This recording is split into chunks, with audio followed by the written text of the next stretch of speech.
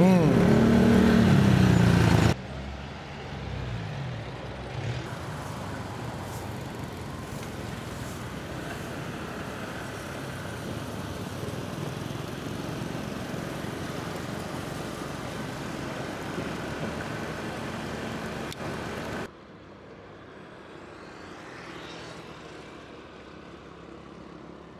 andito tayo ngayon sa C4 Road, C4R10, o mas kilala dito sa amin na tinatawag na Centennial Park. Yung nakikita nyo na yan ang magsisilbing highway papunta sa dulo ng Tansa para sa ginagawang Bulacan Airport. So from here sa R10, diretso na yan. Pag nabuo itong kalsada na to, diretso na yan hanggang Tansa, o kaya papunta dun sa airport. Kaya naging mahal na yung lupa dun sa Tansa dahil dyan sa ginagawang kalsada na yan. Makita nyo sa drone shot, pero medyo malabo lang yung drone shot. Hindi ganun yung quality. Yan. Dyan dadaan ng highway papunta sa Bulacan Airport. Ito yung lugar na marami nagja-jogging umaga man o hapon. Babike. So ito, ang Nabota Sports Convention Center. Bagong gawa lang yan. Kaya dyan mga 4,000 na tao sa convention center na yan. Pwede rin maglaro dyan ng basketball, PBA. Diyan din madalas ginagawa yung ngayon, mga graduation. Pamimigay ng ayuda, dyan din ginagawa. Ang dami ng activity dyan. So, paalam tayo. Pakita ko sa inyo mamaya yung Tansa. Kung sakali pati yung paglalagay ng airport.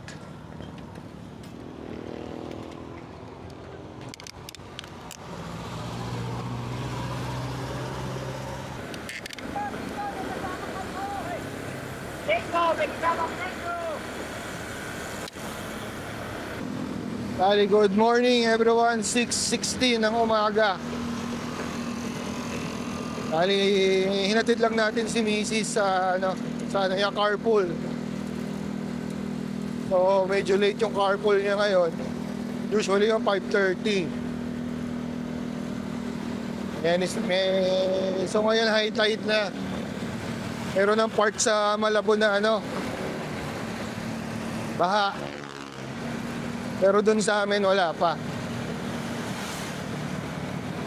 Wala kasi, may mga part kasi dito sa Malabon na wala pang dike o river wall. Kaya mas madali silang pasukin ng baha. Pero mas madaling bumaba dahil nga butas. Hindi katulad sa amin, nakasarado nga. Nung nakaraan, nakasara, walang malabasan yung baha. So nandito tayo ngayon sa Tanyong.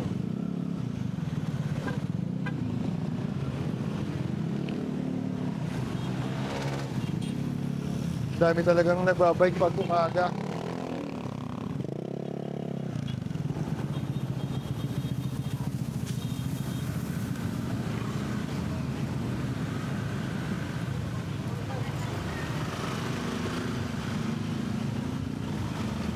Ito yung mga lugar dito sa Malabon na dati nung buo yung navigational gate. Hindi naman bumabaha dito eh.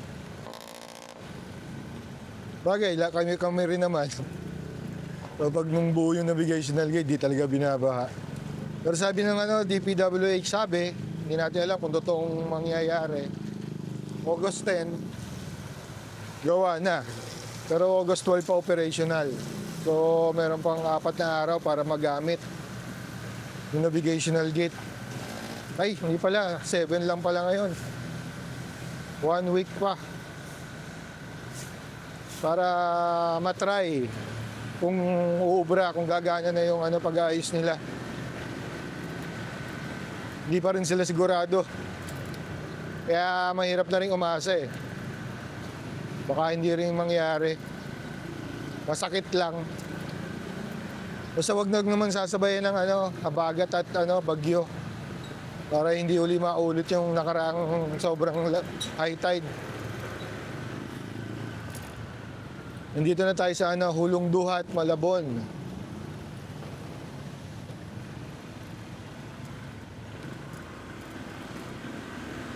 Ito, lagi rin may rito, baha.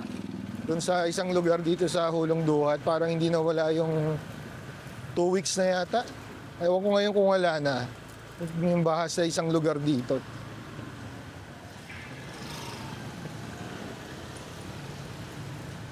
So, andito tayo ngayon yung nasa left side is Malabon National High School. Itong sa right side, Malabon Elementary School. Diyan ako elementary diyan ako graduate ng elementary. Dati kami dyan 15 sections yata. 15 section na 50 students per section. So, ang dami namin. Sobra. Nasiksikan talaga.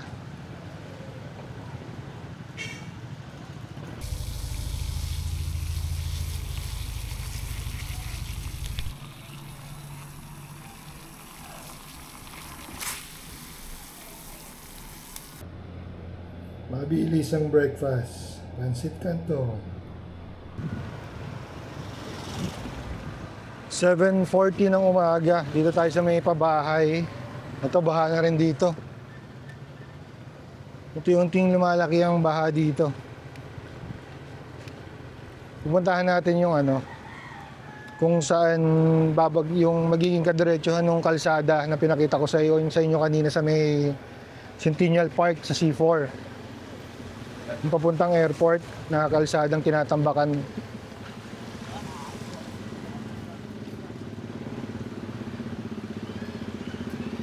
Ang lakas ng pasok ng baha.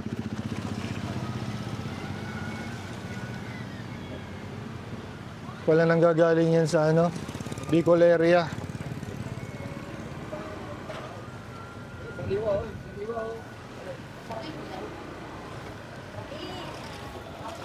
Ito na yung lumang pabahay. Mas kakaliwa tayo.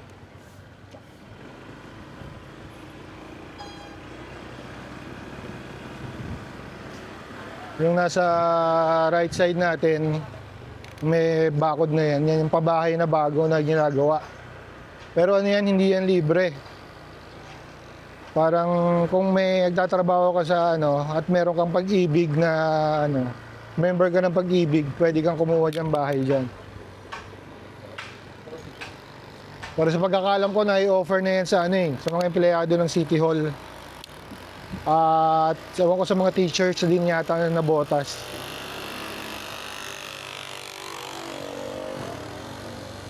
And after ng pader na yan, ang property ng local government na yan, ay hindi, to alam ko national yan. Ito, part na ng to, San Miguel Corporation, part na to ng airport yung nasa right side. Dito babagsak yung kalsada na doon sa sa C4. Kaya iba yung naging presyo na ng mga lupa dito sa Tansa. Lumaki na, tumaas ang value. Magkakaroon yun na doon sa dulo doon. Mamaya paglapit natin. Nandito rin yung dito rin nakapwesto yung navigational gate. Na kaya ang dahilan kung kaya nagbabaha ng malaki dito sa Malabon at Nabotas. Kaya yung part na yan, na yan? San Miguel. Itong buong part na yan. Yung na-reclaim yan dating palaisdaan. Ngayon, na. Yan, lupa na siya. Magiging, yan yung part ng support. Parang support something ng airport. So dito, yung isang maliit na yon, Papakita ko sa inyo ng malapitan sa sa cellphone. Cellphone camera.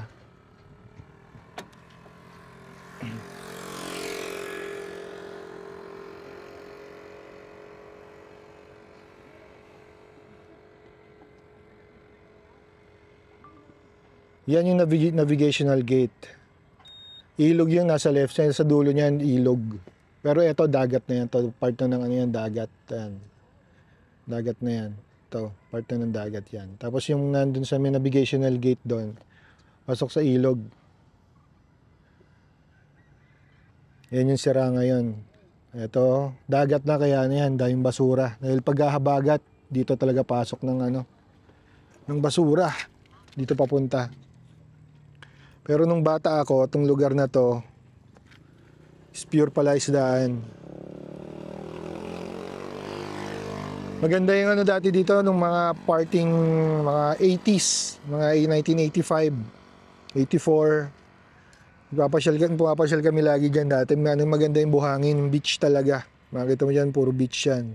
Maganda yung buhangin, maraming isda, marami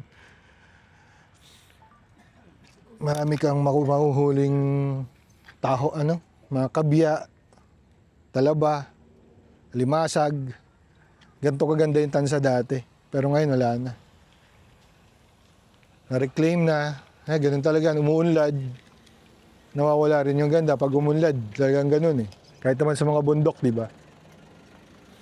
Kapag tatayo yung mga bahay, establishment, may gigibain, may papataging bundok, di ba? Ganun naman talaga eh.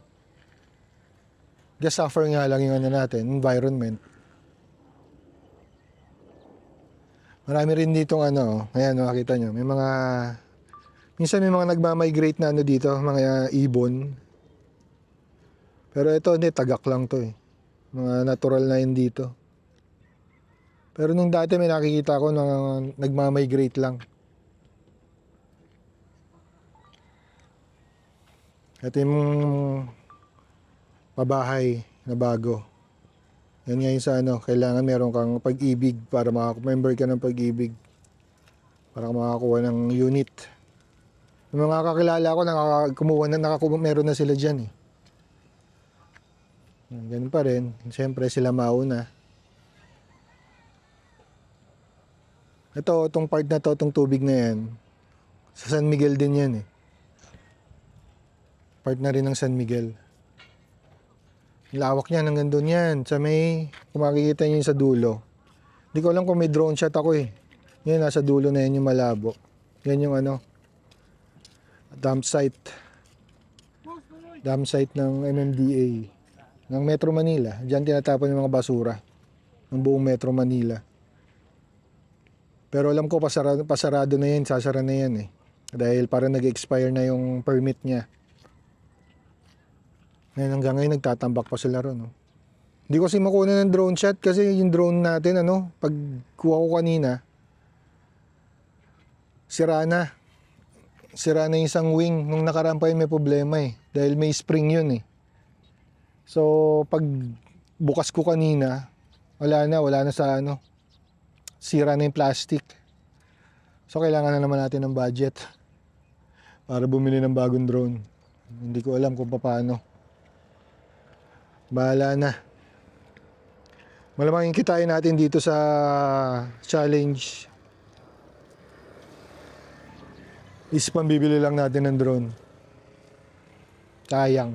Ang dami ko pa naman sanang gustong gawin dun sa, kung sakaling makagraduate, meron tayong ibang paggagamitan sana. Wala eh. Sira yung drone, kailangan natin yun. Ito talaga yung na natin eh. Trabaho. Itong lugar na to, yung kahabaan na yan tuwing hapon, maganda dyan. Dapat usapan namin nila Louie saka ni Boy Pacho, dito kami nung isang araw, kahapon. Kaso ngayon nagka-problema. Lasing. Ang dami dito nagjo-jogging pag umaga sa kahapon. Pero ngayon mukhang malabo kasi may ginawang temporary rito, dump site. Dahil nga nung bahaan.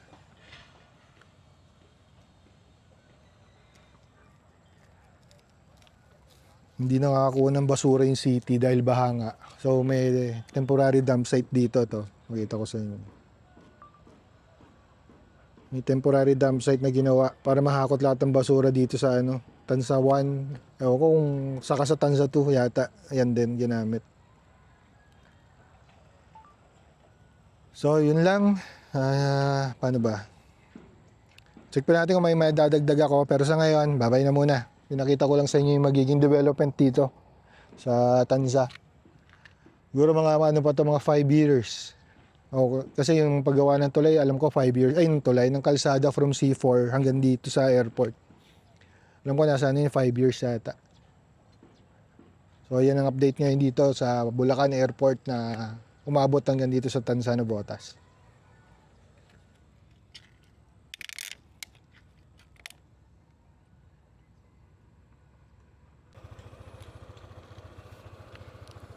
So kung kanina, doon tayo dumaan sa may pabahay, di ba? Dito naman tayo dadaan sa kabilang side. Paikot na kasi yun, makakaikot ka na papunta sa Tansa 1. Yung sa amin kasi Tansa 2 yun, di ba? Ikot na tayo dito. Kung hindi baha, pag baha, babalik tayo.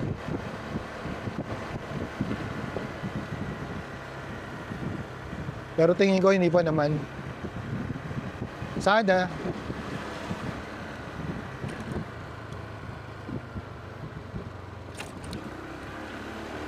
Dito marami rin palang ano, yung mga nagbangka na yan, yung maliliit. Nagano yan, alimasag. Kasi itong mga styro na yan, for ano yan, dinadala sa iba-ibang lugar yung alimasag. Parang sa Bisaya, Mindanao. Nagluluto dyan, nila niluluto yung ano, alimasag. Tapos iba-box, styro, mabiyahe sa pamuntang probinsya.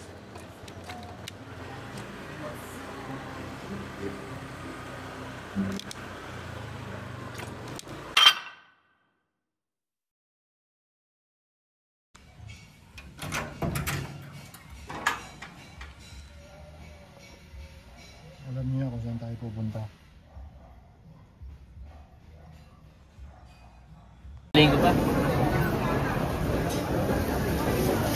Ano na bibili mo? Magkano lang po, manok lang.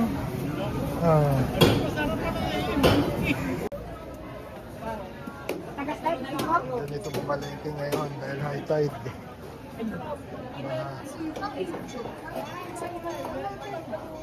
Wala pa, ano ba yung isda?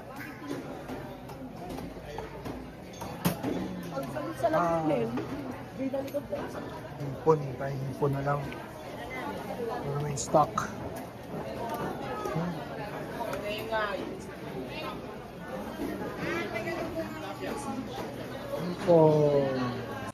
So, nakabalik tayo sa galing sa palengke. Dalawa lang nabili natin. Dalawa lang pero worth na siya. 500 na agad. Meron tayong nakabili tayo ng hipon. Half kilo ng hipon. Medyo malalaki naman. Kaya medyo mahal. Ugasan lang natin. Tapos nito. Pero ano to, pang ano lang to, pang stock. Hindi to ulamin agad. Sa paborito ng anak kong panganay ito eh. Hipon. Yung asawa ko. Pero pag asawa ko, ang ginagawa lang namin dito, ini-steam lang namin. O kaya sinigang. Pero pag yung sa panganay kong anak, nagawa namin dito, buttered. Siya na rin nagluluto, marunong na magluto yung panganay kong anak eh. Tapos, tatanggalin natin tong ito, puputulin na natin to dito. Para wala nang kalat. Makalat kasi itong sungot eh. Ano ba tawag nyo rito? Sa dulo. Yan, yan, ginaganyan na namin, pinuputol na namin. Para hindi nakakatusok pag kumakain. Saka yung yung tawag dito? Ang tawag dito? Itong buhok niya na to. Hindi sa gabal pag kumakain. ay pagkalinis ko nito, frozen na muna to. Ay sa freezer para pagka wala nang maisip na ulam. Saka madali nga pala to, madali kasing pag pag wala kang maisip na ulam, hipon, mabilis. Steam or buttered nga. Okay na.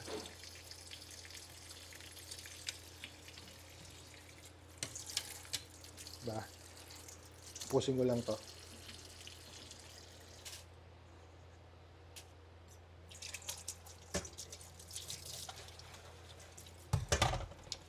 Hugasan muna natin tong ating ginamit para malinis. Oopsie.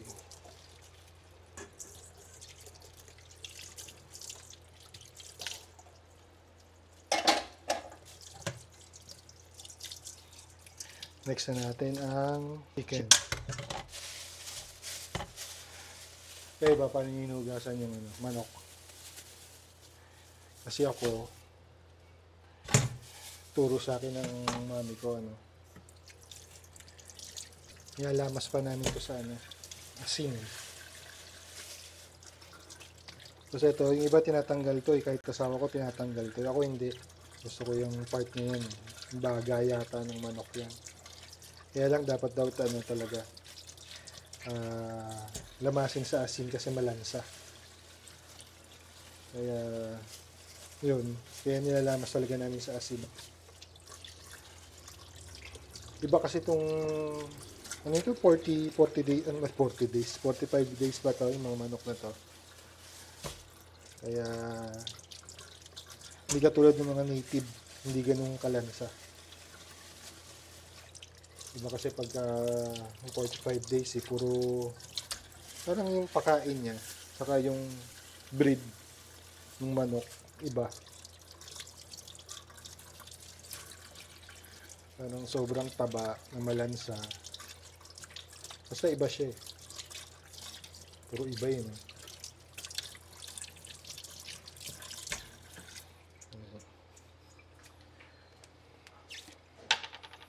After that, asin. Lalo tong part ng ng baga. Hindi natin siya ng maraming asin. Hindi naman yan naalat eh. Dahil hugasan pa rin natin yan.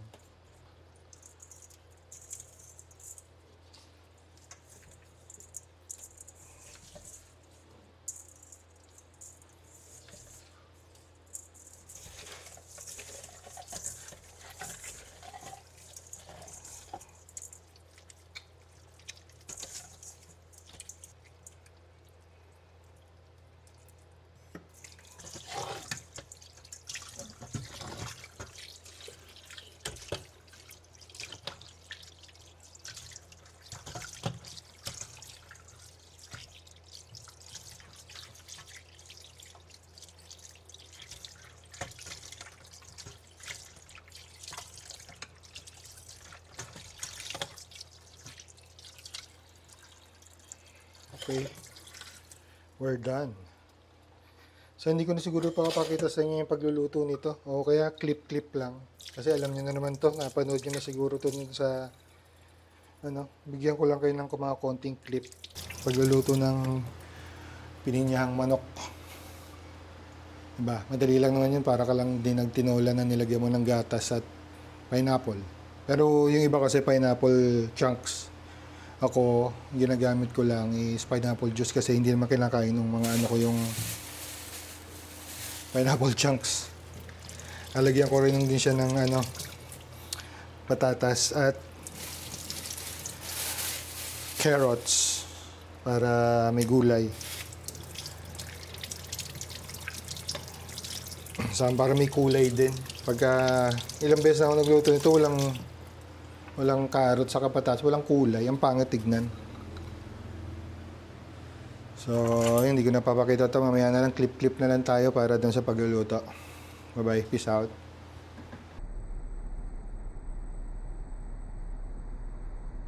Gusto nating hugasan yung hipon at Manok. Nakapaghiwa na rin tayo ng carrots and patatas to. Diretso na sa freezer para hindi masira.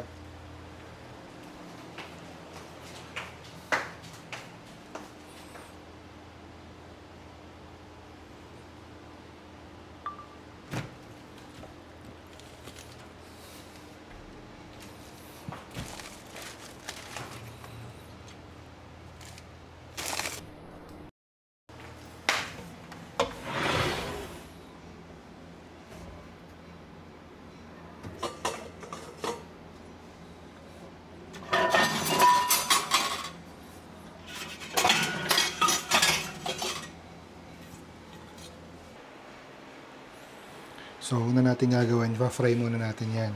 Yung carrots saka potatoes. Para hindi siya sagi. Para medyo merong texture ba. Hindi lang malambot. Iba yung pagka may may texture yung sibuyas. Yung carrots and potatoes.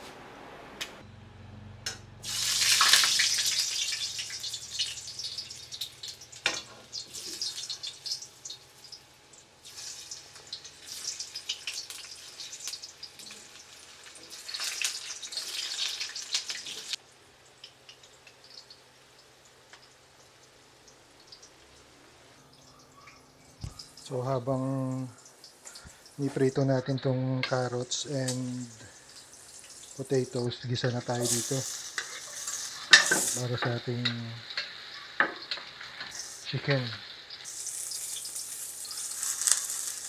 Ito natin konting mantika.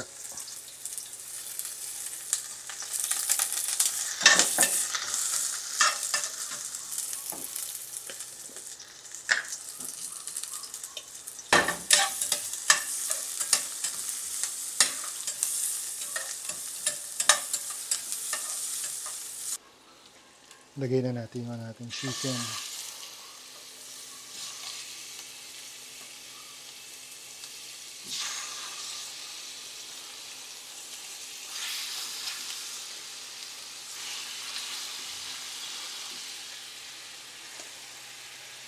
Medyo pag-anuhin natin yung pabag yung katas niya. Lalabasin natin yung katas niya.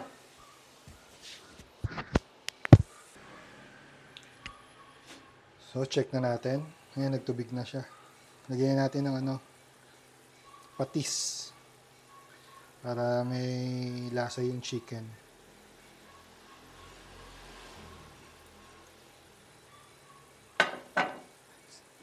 Simmer pa natin ng konti. Tapos mamaya, lagyan natin yung maya mga after 3 to 5 minutes. Lagyan na natin ang pineapple juice.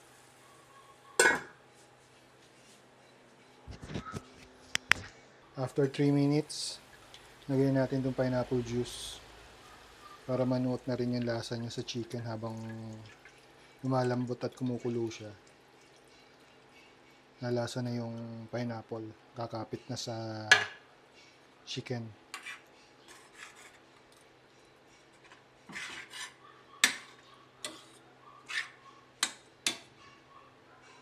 Bali mag-ano pa yan, magtutubig pa na magtutubig yung manok na yan. Ngayon kukuntiin sabaw, mamaya medyo madadagdagan pa yan.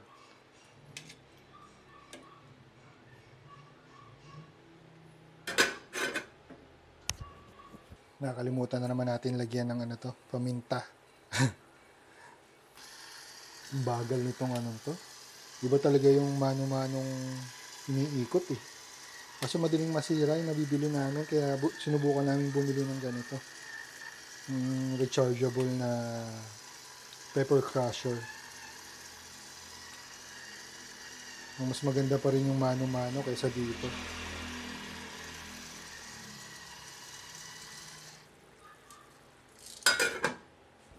At this time, ayan, dumami na ni sabaw. Lagyan na natin yung milk.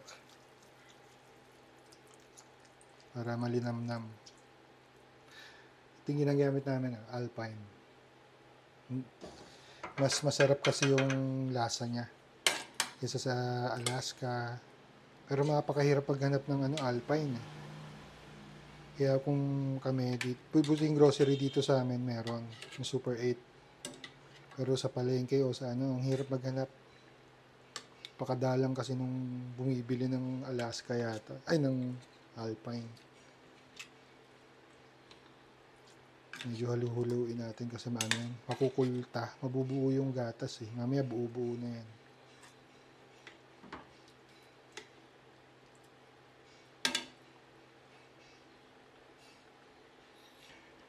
Lagay na rin natin tong ano, potatoes and carrots.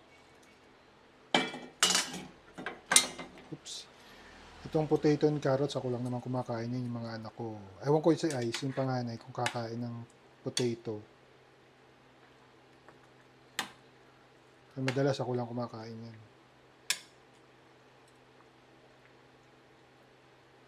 Yan, nagano na siya, oh. Nakukulta na yung gatas. Nabubuo na.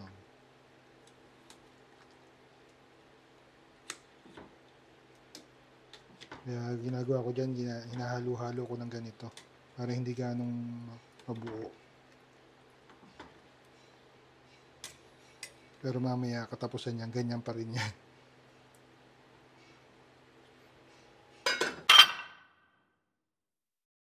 Ito na yung time para tikman. Para kung kulang pa sa alat.